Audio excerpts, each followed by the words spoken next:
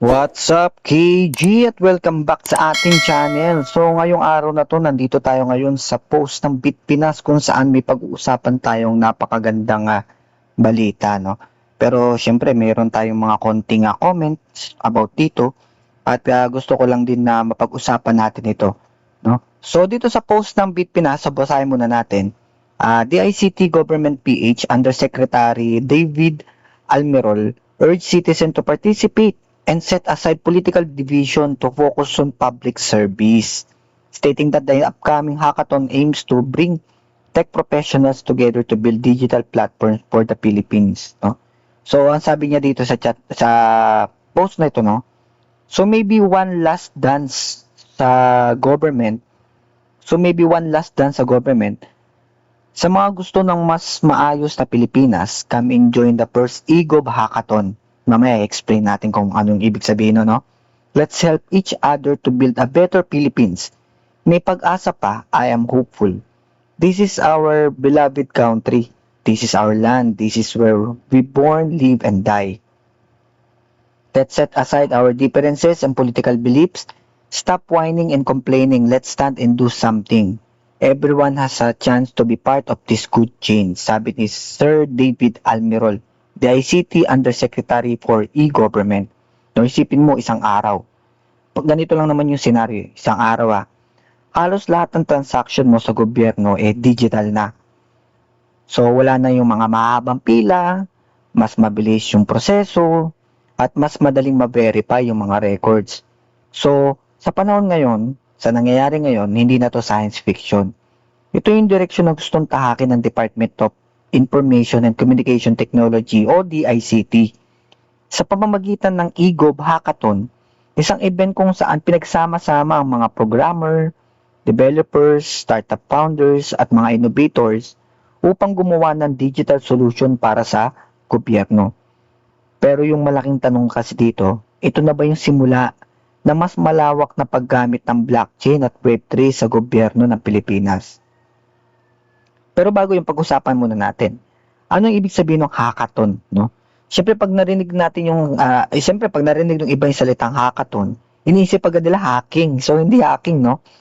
Pero ang hackathon kasi, ang ibig sabihin nito ay isang kompetisyon kung saan ang mga software developers ay may mga limitadong oras na gumagawa sila ng mga prototype ng isang application o system na pwedeng maaaring makasolve ng mga totoong problema. Halimbawa, paano mapapabilis yung pagkuha ng mga permit, paano mas mapapadali ang pagkuha ng government IDs, paano magiging mas transparent ang records, paano mababawasan yung human error.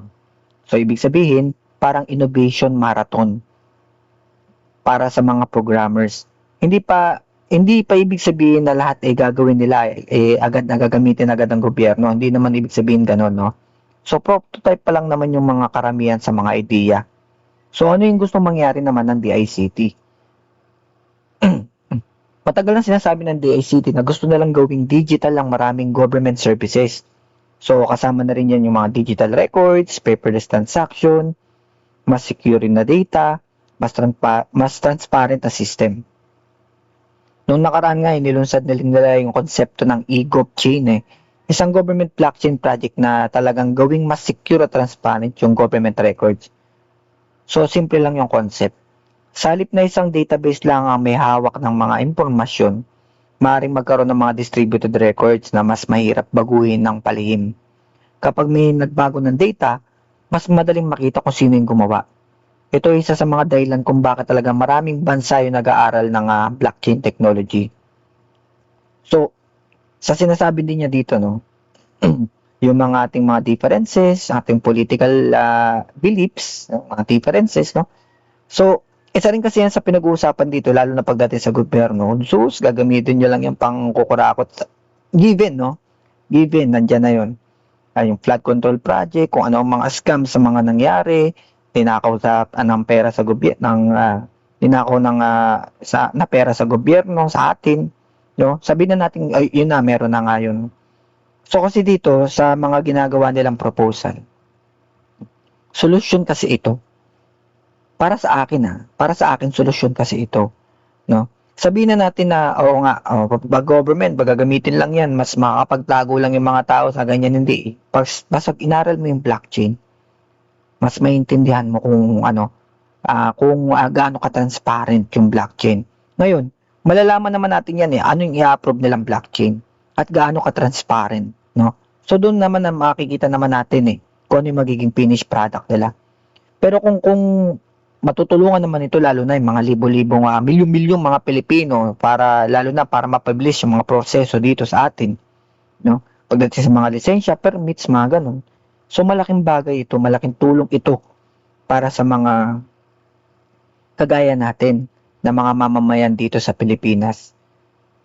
Oo, given na, yun nga, sabi ko nga, given na nagkakaroon tayo ng corruption dito sa Pilipinas, nandiyan na yun no? Pero kahit papaano, maaari kasi yung solusyon yung blockchain, pero hindi ibig sabihin na 100% mawawala yung corruption. At least doon makikita lang natin, mas magiging transparent lang sa atin yung mga bagay na ganun, no? Kaya ganito rin yung naging komento niya kasi about government, kakaroon ng gagamitin nyo lang yung mga programmers yan para gamitin sa sarili nyong ganyan-ganyan, no? Pwedeng ganun, pwede rin naman na, di ba? Pero syempre, hindi namin natin masisisi yung mga mamamayan kasi nandyan no? Bagsak na yung tiwala natin pagdating dun sa pamamahala sa atin ngayon dito sa Pilipinas. But still, sabi ko nga, hindi rin kasi tayo pwedeng mag-stick din dun sa idea na ando na, no? Kailangan na natin gumawa talaga ng paraan, solusyon. Habang hindi pa nakaklaro kung sino ba talaga dapat managot doon sa mga flood control project at kung ano-ano pa. No? Habang hindi pa nangyayari yun, dapat umuusad na rin yung pwedeng maging solusyon, tumulong para mapuksa yung ganong klase, mabawasan kahit papaano. No? Siguro kung males natin ng kalahati yung kakayanan nilang mangorap, tingin ko panalo na rin tayo doon no? So, nasa sa atin na rin naman kung tayo ay magtitiwala pa rin sa mga binoto natin, dun sa mga nakikita natin gumagawa ng mga mali ngayon, so yung another 50% is sa atin na yun. Problema na natin yun. No? So, gaano kahalaga to sa mga crypto investor kagaya natin? So, maraming tao kasi ang iniisip yung blockchain ay para lang sa Bitcoin. Hindi. Mas malawak kasi yung gamit ito. Example, isipin mo kukuha ka ng diploma verification. Sa ngayon kasi maaari itong abutin ng ilang buwan. Pero kung nakastore ito sa tamang blockchain system, naka-NFT, maaari itong ma-verify sa loob lamang ng ilang segundo. Sa panghalimbawa, yung mga titulo ng lupa, isa ito sa mga dokumento na mahalaga na hindi mababago. No? Kung maayos yung implementation, mas mahirap magkaroon ng duplicate o peking records. Pero hindi ibig sabihin na blockchain ang sagot sa lahat.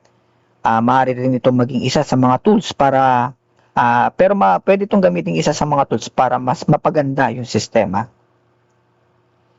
Pero syempre, hindi naman lahat maganda. May mga hamon din dito. Una yung cybersecurity. So habang dumadami yung digital system, dumadami din yung gustong umatake. Kaya malagang hindi lang mabilis yung development, dapat secure din. No? Pangalawa naman is privacy. Kapag digital na yung records, kailangan malinaw kung sino lang ang pwedeng makakita ng data. Pangatlo, implementation. Madaling gumawa ng prototype, pero mas mahirap ang nationwide development o nationwide deployment. Kailangan ito ng budget, maintenance, training, at saka tamang infrastructure. So, yun guys, ito naman, personal na ko lang to. No? Haka-haka ko lang personal opinion ko. May mga naniniwala kasi na naniniwala ako na unti-unting digitalization ng government sa iba't ibang bansa ay paghahanda para sa isang future kung saan halos lahat ng financial government transaction is magiging digital. Yung blockchain at mga digital identity ang yung magiging pundasyon talaga ng mga susunod na generation ng public services. No? Pero hanggang ngayon, wala pa rin naman ako nakikitang pagpapatunay about doon sa mga global plan na pwedeng kumokontrol sa isang bansa gamit yung blockchain. So, mas makatwiran pa rin na tingnan natin ito bilang pandaigdigan trend pa lang ng digital transformation. So, wala pa naman tayo doon sa mismong transparency, no? Pero solely, hindi yung hackathon yung pinakamahalagang balita dito eh. Ang mas mahalaga dito yung direksyon. Unti-unti nang pumapasok yung blockchain, AI, cloud computing, digital identity sa iba't ibang serbisyo dito ng gobyerno. Pero hindi ibig sabihin na mawawala na lahat ng problema, no? Pero malinaw na yung technology ang isa sa mga magiging sandigan ng modern public service sa mga susunod na taon. Kaya habang marami pang nakatingin lang sa presyo kunwari ng Bitcoin, baka mas malaking kwento ay kung paano ginagamit ang parehong technology para baguhin yung paraan sa pagpapatakbo ng institusyon. At syempre, dito na nagsisimula yung tunay na halaga ng blockchain. Hindi lang bilang investment, kundi bilang infrastructure para sa digital na hinaharap. So yun lang, maraming salamat sa inyo lahat. Thank you so much sa inyo lahat at like and subscribe sa akin channel at saludo sa inyo mga ma'am sir. At syempre, makita-kita lang tayo sa arena. Game on!